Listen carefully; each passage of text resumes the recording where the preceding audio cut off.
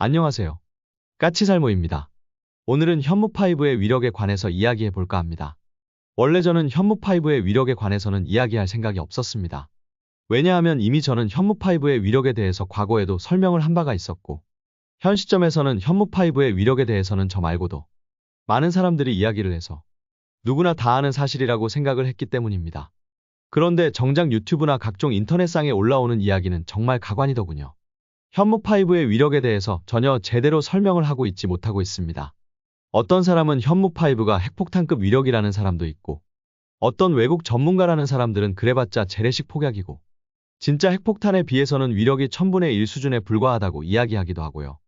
진짜 현무5의 위력에 대해서 정확히 설명하고 있는 게 거의 없었다고 봐야 할 것 같습니다.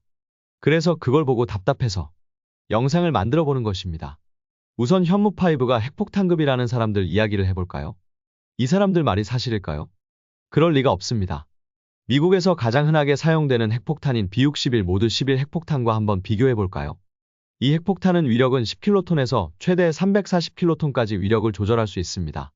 그런데 이 핵폭탄이 가장 작은 위력으로 폭발해도 10킬로톤이고, 그럼 그 위력이 TNT로 환산하면 1만 톤에 달합니다.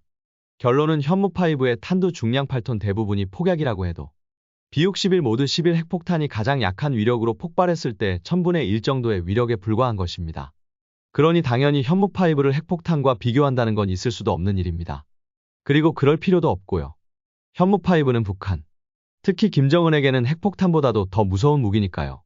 제가 항상 이런 이야기를 할 때마다 하는 이야기가 우리의 적은 북한 주민들이 아닙니다. 우리의 적은 북한 주민이 아니라 김정은 등 북한의 집권 세력이지, 김정은에게 피를 빨려먹고 있는 북한 주민이 우리의 적은 아닙니다. 그렇기에 우리가 이걸 북한 주민들을 대량으로 살상하기 위해서 만든 게 아닙니다. 그리고 그럴 필요도 없고요. 그래서 결론은 이 무기는 북한의 김정은을 죽이기 위한 무기입니다. 그리고 우리가 김정은을 죽이기 위해서 처음 개발한 고위력 탄도미사일은 역시 현무포가 시작이죠. 현무포는 탄두 중량이 2톤이고 2톤의 탄두 중량을 가진 고위력 탄을 개발한 이유는 역시 김정은을 죽이기 위해서입니다. 그럼 김정은은 어떻게 죽일까요? 우리가 김정은을 죽이는 데 있어서 가장 어려운 경우가 무엇일까요? 그건 김정은이 바로 자신의 지하벙커 안에 숨어 들어가 있을 때일 것입니다. 그래서 현무포는 바로 이 지하벙커를 파괴하기 위해서 개발된 고관통 탄도미사일입니다. 그리고 솔직히 말해서 이미 현무포에서 현무5를 개발하기 위한 모든 기술이 다 완성되어 있는 상태였다고 말할 수 있을 것입니다. 현무포가 처음 공개되었을 때 지하 100m를 관통해 들어갈 수 있다고 이야기되었는데요. 그리고 그때 제가 알던 김정은의 벙커의 위치도 지하 100m쯤 되었기 때문에 이 정도면 김정은의 벙커를 관통할 수 있겠다고 생각을 하기도 했습니다. 그러면 여기서 김정은의 벙커의 구조를 알아야 하는데요. 김정은의 벙커는 그 아버지인 김정일이 만든 걸 김정은이 다시 개량해서 사용하는 벙커이고, 이 벙커는 과거 이라크의 독재자였던 사담 후세인의 벙커를 모방했다고 알려진 벙커입니다. 그리고 사담 후세인의 벙커는 독일의 기술자들이 건설해 줬다고 알려진 벙커입니다.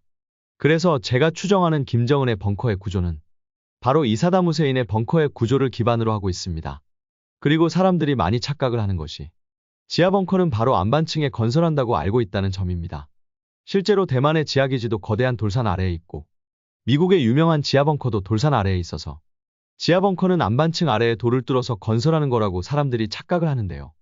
미안하지만 그 벙커들은 아주 오래전에 지어진 벙커들이고요. 과거에 안반층에 지하 벙커를 건설한 건 벙커버스터가 일반화되지 않았을 때입니다. 그런데 안반층은 벙커버스터 같은 전문적인 지하관통탄에는 오히려 취약합니다. 그럼 지금은 어떻게 건설하느냐? 일반적인 토사층 아래에 지하벙커를 건설하고 그 위를 강화 콘크리트로 강화를 한 다음에 각종 폭탄의 폭발 충격에 견디게 하기 위해서 구조물을 토사층에 그대로 올리는 게 아니라 각종 완충장치 위에 올려서 건설하고, 그리고 최대한 출구를 여러 개를 만들어 두는 게 지금의 방식입니다. 과거에는 단단한 안반층 위에 건설하고 출구의 숫자도 최대한 적게 만드는 게 일반적이었지만, 이런 구조는 적의 관통탄 공격에 상당히 취약합니다. 그래서 요즘은 이런 식으로 만드는 것이고요. 그래서 사담 후세인의 벙커도 사막에 건설되었고, 지하 벙커의 본 건물은 거대한 스프링 위에 올려진 구조입니다. 그래서 김정은의 벙커도 비슷한 구조라고 추정이 되고요. 현무포는 딱 이 벙커를 공격하기 위해서 개발된 고관통 탄도미사일입니다. 제가 최종적으로 확인한 현무포의 관통력은 지하 120m에서 150m 정도 되고요. 그리고 원래 현무포의 최대 속도는 마 10이 넘지만 탄도미사일이 낙하하면서 공기마찰로 인해서 속도는 차츰 줄어들고 목표물에 떨어질 때는 마하 5에서 6 정도가 나오는 게 정상적인 속도입니다. 그런데 현무포는 여기서 속도를 일부러 더 떨어뜨립니다. 보통 마하 3에서 4까지 떨어뜨리고 속도를 떨어뜨리는 방법은 회피기동을 하면서 속도를 떨어뜨립니다. 한마디로 적의 방공망을 돌파하는 회피기동을 하면서 현무포가 목표를 관통하기 위한 속도로 속도를 감속한다고 보시면 됩니다. 그럼 왜 현무포가 속도를 감속하느냐? 오히려 속도를 더 올려야지. 더 깊이 관통을 할 것이 아니냐 할 수 있는데요. 문제는 그럼 지하관통탄의 신관이 견디질 못합니다. 관통탄을 만드는 데 있어서 가장 고도의 기술이 필요한 게 바로 관통탄두가 지하로 관통에 들어가서 일정한 위치에서 정확하게 터지는 신관을 개발하는 것입니다. 그런데 현무포가 마하 3에서 4보다 더 높은 속도로 지표에 충돌을 하게 되면 신관이 이걸 견디질 못하는 것입니다. 그래서 현무포는 신관이 견딜 수 있을 정도로 오히려 속도를 감속하는 것입니다. 그리고 그 상태에서 관통을 해 들어가 지하 벙커 안에 도달하게 되면 신관이 폭발해서 지하 벙커를 날려버리는 것입니다. 그럼 관통탄이 지하 벙커에 도달했는지 어떻게 알 수 있느냐라고 할 수 있는데요. 현무포에는 밀도 감지 신관이 달려 있습니다. 그래서 지하를 관통하다가 갑자기 밀도가 변화하는 공간, 그러니까 밀도 차이를 감지해서 폭발하게 됩니다. 그래서 정확하게 지하 벙커 안에서 터질 수 있는 것입니다. 그런데 문제는 현무포가 파괴할 수 있는 지하 벙커는 정확히는 김정은의 벙커가 아닌 그 아버지인 김정일의 벙커였던 것입니다. 이게 무슨 말이냐? 김정은은 집권 후에 김정일이 사용하던 벙커를 대대적으로 개보수해서 다시 사용하고 있습니다. 그런데 문제는 그럼 김정은이 김정일의 벙커를 어떻게 개보수했냐는 것입니다. 그거야 저도 모르죠. 김정은이 벙커를 어떻게 개보수했는지 제가 알 방법이 없겠죠. 다만 이란의 기술을 통해서 김정은이 자신의 벙커를 어떻게 개보수했는지를 짐작할 수 있습니다. 지하관통탄이 지하벙커를 파괴하는 방법은 관통탄이 벙커 안에서 폭발을 하게 되면 이때 발생하는 강력한 충격파가 터널 바닥을 위로 밀어올림과 동시에 터널 바닥에 인장하중을 가중시켜서 그 충격파로 인공지진을 만들어서 지하터널 전체를 흔들어서 붕괴시키는 원리를 사용하는 것입니다. 그래서 과거에 지하벙커를 건설하던 안반층은 인장하중에 견디는 성질이 강화 콘크리트보다 더 취약하기 때문에 요즘은 안반층에 지하벙커를 짓지 않는 것입니다. 물론 북한의 갱도포 같은 일반적인 저급한 벙커들은 강화 콘크리트를 사용할 수 없기 때문에 여전히 안반층에 벙커를 짓고 있지만 이런 안반층에 건설한 지하벙커는 우리의 전술탄도미사일에도 쉽게 붕괴하는 것입니다. 그러나 김정은의 지하벙커는 강화 콘크리트로 두텁게 건설했기 때문에 굳이 안반층에 건설할 필요가 없이 오히려 토사층에 건설해서 토사층이 충격을 흡수하게 만든 것입니다. 그런데 문제는 이란이 미국의 지하관통탄에 대비해서 UHPC라는 걸 사용하기 시작했다는 점입니다. 우리말로 하면 초고강도 콘크리트입니다. 이란이 이걸 개발한 이유는 미국의 지하관통탄 때문만은 아니고요. 원래 이란은 지형적으로 지진이 잘 발생하는 지형이고 그래서 지진에 대비하기 위해서 주택이나 건축물을 건설할 때 사용하기 위해서 개발한 거라고 합니다. 그러나 당연히 이란은 이 초고강도 강화 콘크리트를 미국의 공격에 대비하는 용도로도 사용하고 있고 당연히 이란과 가까운 북한도 이란으로부터 이걸 도입해서 김정은의 벙커와 자신들의 핵시설을 강화했을 거라고 추정할 수 있습니다. 이 초고강도 콘크리트는 석영가루와 다양한 보강금속 및 섬유를 섞어서 만들었을 것으로 추정하고 있고요. 이 강화 콘크리트는 관통탄이 터지면서 발생하는 인장하중에 견디는 성질이 아주 높은 것으로 추정되고 있습니다. 그래서 김정은은 자기 아버지한테 물려받은 벙커를 이 강화 콘크리트로 보강했을 거라고 추정할 수 있습니다. 그래서 현무포로 북한 김정은의 벙커를 공격해도 김정은의 벙커를 관통할 수 있고 그리고 벙커 안에서 폭발을 해서 일부 시설에 피해를 줄 수는 있어도 인공지진을 만들어서 김정은의 벙커를 붕괴시킬 수는 없다고 보고 있는 것입니다. 그래서 저는 과거에 현무포로 김정은의 벙커를 관통할 수 있지만 김정은의 벙커를 파괴하기 위해서는 현무포 한 발로는 안 되고 여러 발이 필요할 거라고 이야기한 바가 있습니다. 그래서 김정은의 벙커를 단 한 발의 관통탄으로 파괴하기 위해서 중요해진 게 폭약의 양입니다. 현무5와 비교해야 하는 건 결론은 핵무기가 아니라고 봅니다. 현무5와 비교해야 하는 건 바로 미국의 GBU-57 MOP입니다. 이 폭탄은 길이 5.2m에 무게 13.6톤이나 나가는 괴물 관통탄인데요. 그러나 이 폭탄은 결론은 대형 폭격기에 의해서 투하되는 폭탄이기 때문에 우리 현무5와는 비교도 안 될 정도로 낙하속도도 떨어지고 그나마 폭탄 뒷부분에 로켓 부스터를 달아서 지표에 충돌할 때 마하 1 정도의 속도를 얻어내는 게 다인 폭탄입니다. 그래서 관통력도 우리 현무포의 절반에도 못 미치는 60m 정도에 불과하고요. 그러나 이 폭탄의 진짜 무서움은 고장력 탄체 안에 탑재된 폭약의 중량이죠. MOP에 탑재된 고성능 둔감 폭약의 중량만 2.4톤에 달한다고 합니다. 그래서 MOP는 지하 60m에서 2.4톤에 달하는 고성능 폭약을 폭발시켜서 다른 관통탄과는 비교도 안 되는 강력한 인공지진을 만들어내고, 이 인공지진이 지하 벙커를 더 심하게 흔들기 때문에 아무리 인장하 중에 견디는 능력이 뛰어난 이란의 UHPC라고 해도 붕괴해버린다는 것입니다.